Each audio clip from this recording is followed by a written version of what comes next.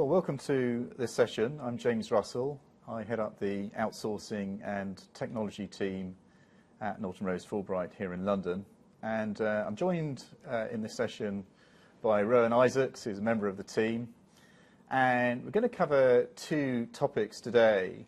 The first is the somewhat slippery concept of gross negligence and how best to carve that out of the limitation of liability caps. And secondly, we're going to look at the potential pitfalls of attempting to avoid an exclusion of loss by reframing it as something else. And we're going to kick off with gross negligence first. And as many people will know already, the English courts don't recognise gross negligence as a separate tort to the tort of ordinary negligence. That is a failure to take reasonable skill and care. And yet in client negotiations we often see attempts by parties, particularly in cross-border outsourcings, to carve out gross negligence from the liability caps. But given gross negligence doesn't have a fixed definition, clients are asking us how they can best do that without creating needless uncertainty. Now, Rohan, I know you've been looking at the landscape for gross negligence. Perhaps you could give us a quick update of the case law in this area.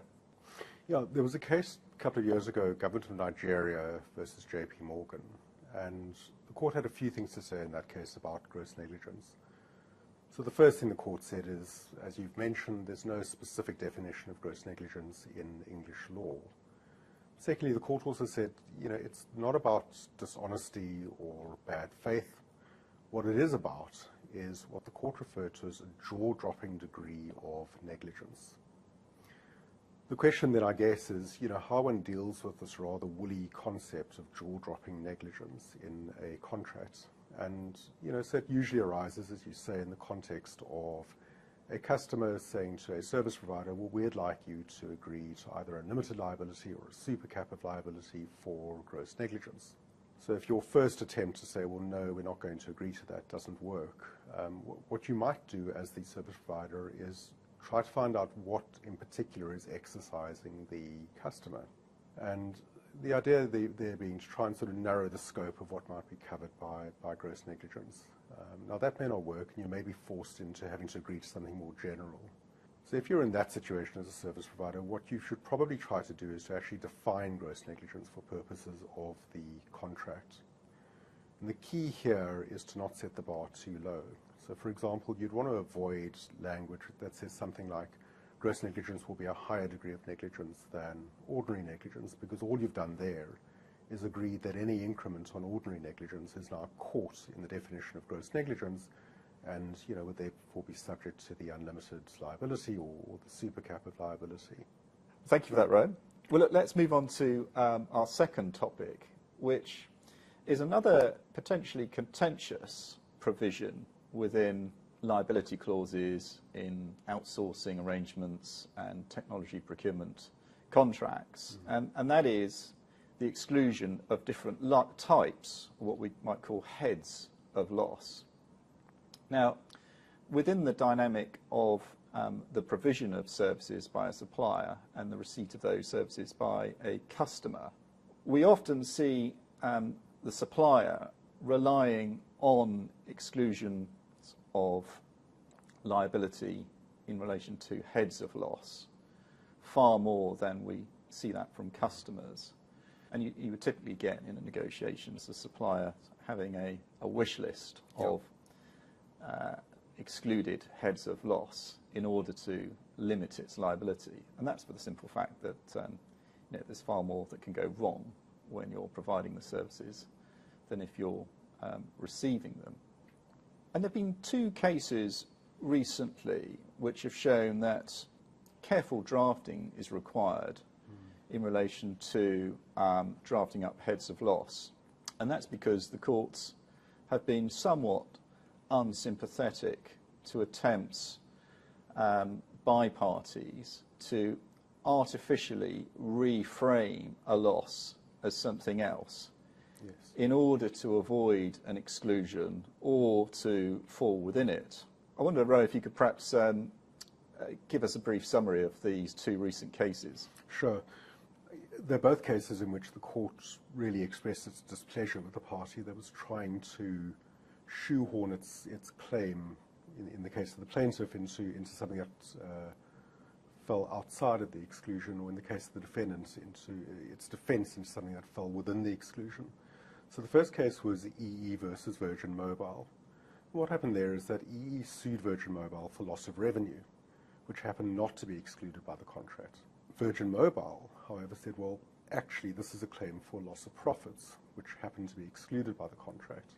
The court's reasoning was quite simple. It sided with Virgin Mobile, and what it really said is, look, whatever claim EE has for revenue has to take into account whatever costs EE would have expended in generating that revenue, which is to say that the claim was really nothing more or less than a claim for loss of profits.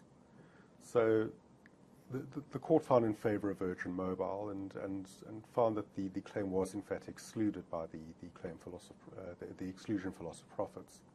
The other case was one in which a defendant tried it on, and this was the case of Soteria Insurance versus IBM. And what had happened is that the parties had contracted for IBM to deliver an IT system to Soteria. Things didn't go well. The system was actually never delivered in the end. Soteria refused to pay, IBM cancelled the contract, and Soteria then sued IBM for wasted costs that it claimed it had expended in anticipation of the system being delivered.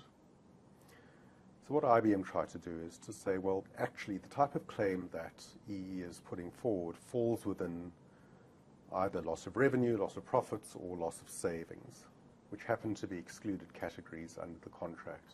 On appeal, the court found that, properly construed, this was actually a claim for wasted costs. It wasn't a claim for profits, savings, or anything like that. And so the court found in favor of Soteria. And I think what's important about the case is that the court stressed that the higher the right that you're trying to pursue, the more clear the language needs to be in the contract.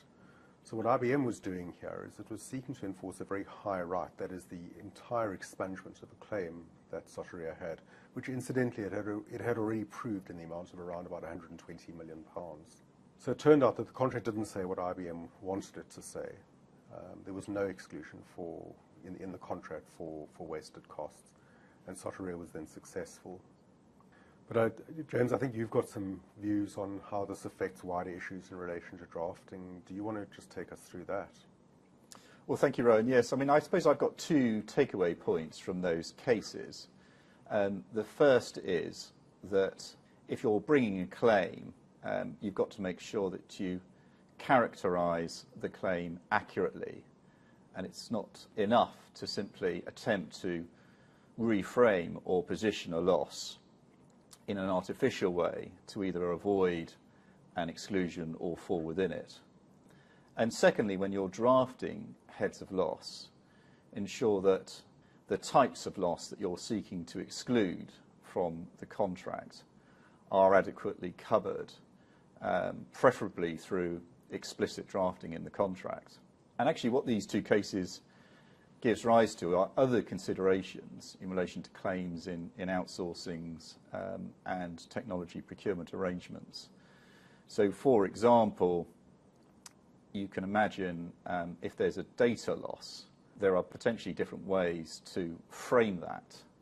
So it could be potentially argued that the data loss has arisen because of a breach of the confidentiality provisions or the data security provisions or the data privacy provisions or the obligations to use reasonable skill and care and so on. And in relation to that data loss and those provisions can often be subject to different liability caps. So it'd be tempting for the parties to the claim to attempt to take advantage or position that loss in a way that takes advantage of either the lowest cap in the case of the supplier, or indeed the highest cap or uncapped liability in the case of the customer. And I think the takeaway point for me here is that it may be worth, at the outset, for the parties to agree as a general principle that for any data-related losses, a particular cap will apply regardless of which provision of the contract has been breached and has given rise to that data loss.